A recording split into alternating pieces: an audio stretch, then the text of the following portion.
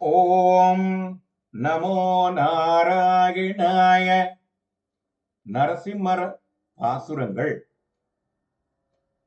ஏய்ந்த பேழ்வாய் வாழையிற்றோர் கோளரியாய் அவுணன் வாய்ந்த ஆகம் வள்ளுகிறால் பகிர்ந்த அம்மானத்திடம் ஓய்ந்த மாவும் உடைந்த குன்றம் அன்றியும் நின்று அழலால் தேய்ந்த வேயும் மல்லத்தில்லா சிங்கவேள் குன்றமே.